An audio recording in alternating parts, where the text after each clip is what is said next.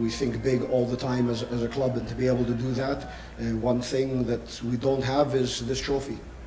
So that's how you look at it, and it's a tough road to get there.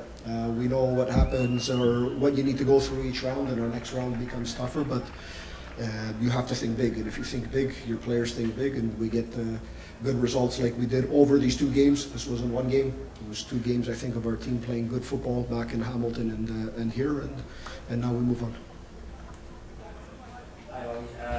How tough is it to stay focused with this long delay, almost 2 hours delay here tonight? To be honest, we've been through it before a couple of years ago in CONCACAF. The difference is there's still lightning and they're making you play.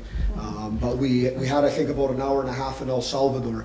I think the tough thing is you go into that second part and you have 2 teams that really need something very, very different. And the time off, and I don't say this with how the game went, but it always favors that team that needs more.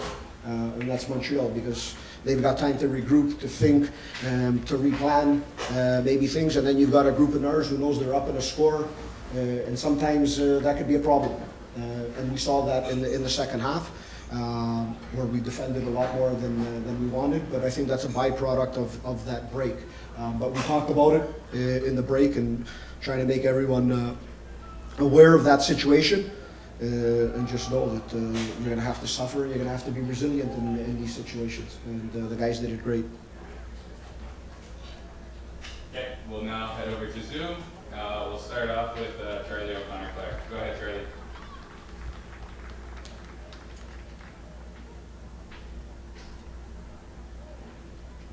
Charlie, went to sleep.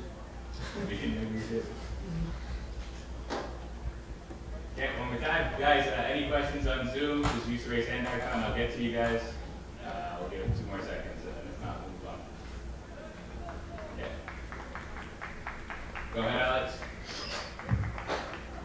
Congrats, Bobby, on the win there tonight. What did you make of the way you guys started the game, came out with a clear plan, and the way you guys executed on both of the goals? Yeah, I thought it was very good. We were very positive in the way we started.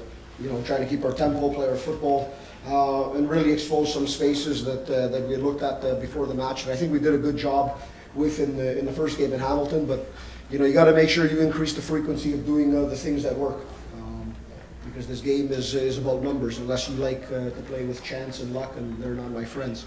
We like to do things by design. So today, I think we started off that way.